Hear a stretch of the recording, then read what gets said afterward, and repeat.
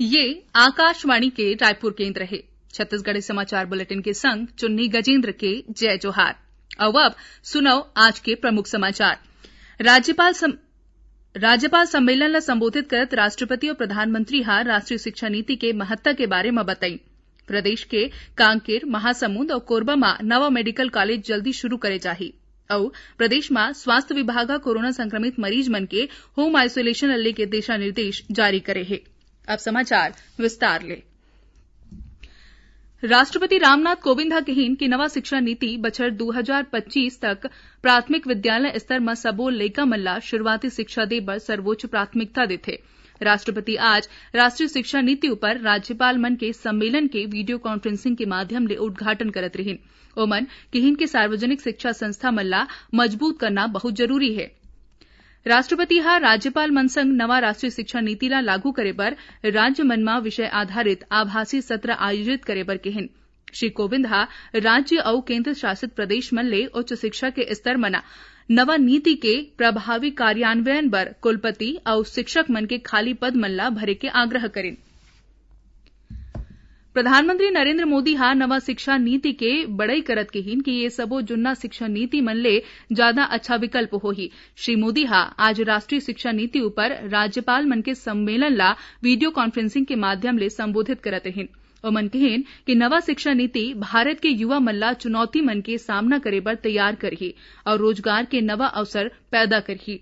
श्री मोदी कहिन कि नवा शिक्षा नीति के बारे में देशभर ले मिले लाखों लोगन के सुझाव मन ला ए नीति में शामिल करे गे है। प्रधानमंत्री जोर देत कहिन कि नवा शिक्षा नीति कंठस्थ करे के बजाय सीखे ऊपर जोर देथे और ओहा पढ़इया मन के विवेचनात्मक क्षमता ला बढ़ाही। राष्ट्रीय शिक्षा नीति ऊपर आधारित सम्मेलन में छत्तीसगढ़ के राज्यपाल अनुसुईया उइके अपन संबोधन में कहिन कि राष्ट्रीय शिक्षा नीति मील के पत्थर साबित होही। ओमन राष्ट्रीय शिक्षा नीति ले जुड़े सुझाव घलो दिन। राज्यपाल कहिन कि जनजाति मन के भाखा जेमा गोंडी घलो शामिल है ओला प्राथमिक स्तर के शिक्षा में शामिल करे जाना चाहिए। एखर ले जनजाति समाज और ओकर नवा पीढ़ी अपन भाखा और संस्कृति ला समझी और एला संरक्षित कर पाही। ओमन कहिन कि राज्य मन में जिहां जनजाति मन की संख्या ज्यादा है वहां संबंधित क्षेत्र में स्थानीय स्तर में जनजाति भाखा के शिक्षक मन की नियुक्ति करे और नियुक्ति में शिक्षित क्षेत्रीय जनजाति गोंडी भाखा के शिक्षक मन बर पद आरक्षित करे के गोठ करेन। राज्यपाल बस्तर और सरगुजा जैसे आदिवासी अंचल मन में multi disciplinary education and research university के प्राथमिकता के संग शुरू करे के सुझाव देन। प्रदेश के कांकेर, महासमुंद, कोरबा में नवा मेडिकल कॉलेज जल्दी शुरू करे जाही।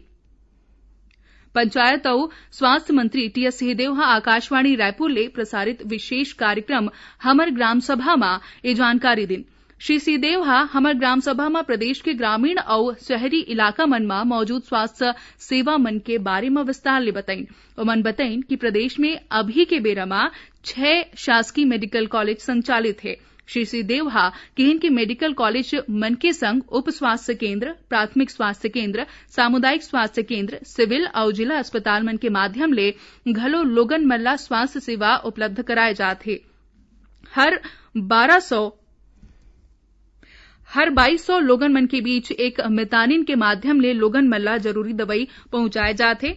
स्वास्थ्य मंत्री बताइन कि डॉक्टर खूबचंद बघेल सहायता योजना के माध्यम ले बीपीएल परिवार मन ला सालाना 5 लाख रुपया तक और एपीएल परिवार मन ला 50,000 रुपया तक के इलाज की सुविधा दे जाथे। एकरे अंतर्गत मुख्यमंत्री विशेष स्वास्थ्य सहायता योजना के तहत 14 गंभीर बीमारी मन के इलाज बर आर्थिक सहायता दे जाथे। छत्तीसगढ़ी समाचार बुलेटिन आप मन आकाशवाणी रायपुर ले सुनत हव। छत्तीसगढ़ के खबर ले है आपकी वास्ता और खबर के विश्वसनीयता ले है हमर वास्ता। आकाशवाणी समाचार रायपुर के प्रादेशिक समाचार बुलेटिन के संगे संग हमार समसामयिक कार्यक्रम आप रेडियो के संग अपन मोबाइल में घलो सुन सकत हो। आकाशवाणी समाचार फेसबुक, ट्विटर और यूट्यूब में घलो हावय। हमार फेसबुक पेज हरे Chhattisgarh news on AIR, Twitter handle CGAIR news और हमार यूट्यूब चैनल हरे छत्तीसगढ़ AIR न्यूज। तो अब रेडियो के संगे संग आपके मोबाइल के माध्यम ले हम आप तक पहुंचत हन। छत्तीसगढ़ के हर खबर पर सुनत रहो आकाशवाणी समाचार। अब बाढ़ बांचे समाचार कोती केंद्र सरकार हा उच्च न्यायालय ला बताइन के विमान कंपनी मन पूर्णबंदी के दौरान खरीदे के टिकट मन के पूरा पैसा लौटाही। ये बछर 25 मार्च और 3 मई के बीच खरीदे के घरेलू और अंतर्राष्ट्रीय यात्रा टिकट मन ऊपर ये नियम लागू होही और धनराशि तुरते वापस करे बर परही। उच्चतम न्यायालय हा पूर्णबंदी के बेरा खरीदे के टिकट मन के पूरा वापसी करे ले जुड़े एक जनहित याचिका ऊपर केंद्र सरकार ले जवाब मांगे रहिस।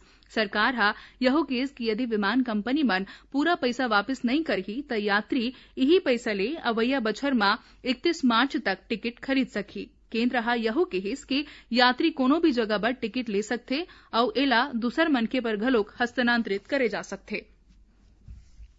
प्रदेश में स्वास्थ्य विभाग हा होम आइसोलेशन में कोरोना संक्रमण के इलाज की अनुमति दे दे है। एकर बर पात्रता, शर्त, नियम, जिला प्रशासन की जिम्मेदारी, मरीज मन के स्वास्थ्य की निगरानी और मरीज मन डहर ले अपनाए जात सावधानी ले जुड़े दिशा निर्देश जारी करेगिस।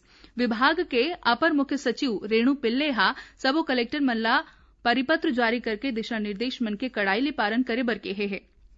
परिपत्र में कहे गए कि बिना लक्षण वाले और कम लक्षण वाले कोरोना मरीज मन के प्रबंधन बर होम आइसोलेशन की अनुमति दे जा सकथे। ओमन आइसोलेशन के प्रबंधन औखर इच्छुक मरीज मन के निगरानी और समन्वय बर जिला स्तर में 24 घंटा संचालित कॉल सेंटर और कंट्रोल रूम के स्थापना करे जाही। जिला कंट्रोल रूम डहर ले मरीज मन ला होम आइसोलेशन की अनुमति दे के पहली ओकर पात्रता के आकलन करे जाही। दुर्ग जिला के भिलाई पुलिस कंट्रोल रूम में पुलिस अधिकारी मल्ला साइबर अपराध के रोकथाम और एखर ले लोगन मल्ला बाँचे के उपाय के बारे में 5 दिवसीय प्रशिक्षण देगिस।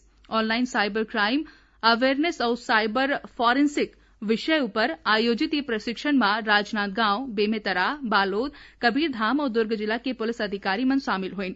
उन्हें बिलासपुर पुलिस डहर ले साइबर अपराध ले बाँचे बर लोगन मल्ला जागरूक करे बर साइबर मितान अभियान चलाए जाते। यह अभियान ले अब तक करीब 6 लाख लोगन मल्ला जोड़े जा चुके हैं। बिलासपुर पुलिस डहर ले 1 सितंबर ले ये अभियान के शुरुआत करेगे है। अब थोकुन समाचार सारमा। दाऊ वासुदेव चंद्राकर कामधेनु विश्वविद्यालय दुर्ग में बछर 2020-21 में पाठ्यक्रम मन में भर्ती बर पढ़इया मन 28 सितंबर तक आवेदन कर सकथे।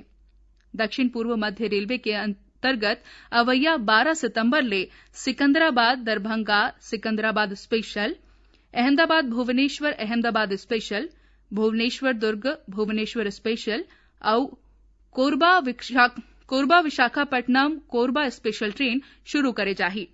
कोंडागांव जिला में संचालनालय स्वास्थ्य सेवा डहर ले आने 77 पद मन बर नियुक्ति पर वॉक इन इंटरव्यू के आखिरी मेरिट और चयन सूची जारी कर दे गए है।